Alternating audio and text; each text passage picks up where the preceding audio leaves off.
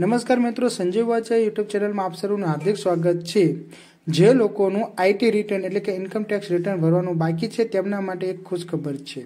ભારત સરકાર દ્વારા IT return કરવાની તારીખમાં વધારો કરવામાં આવેલો છે। મિત્રો, ministry of information and broadcast દ્વારા એક પ્રેસ નોટ જાહેર કરવામાં આવેલી છે, જેમાં આઈટી રિટર્ન કરવાની જે ઈ ફિલિંગ ડેટ હતી એનો વધારો કરવામાં આવેલો છે।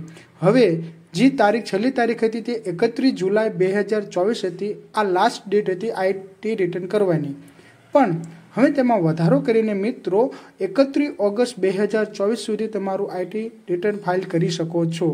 તે માટેનો વધારો કરી દેવામાં આવેલો છે।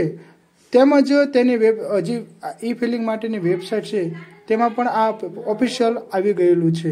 તો જે પણ મિત્રોને આઈટી રિટર્ન કરવાનું બાકી છે તે મિત્રો ખાસ હવે 31 ઓગસ્ટ 2024 એની લાસ્ટ ડેટ છે, ત્યાર પછી સરકાર પેનલ્ટી ચાલુ કરશે।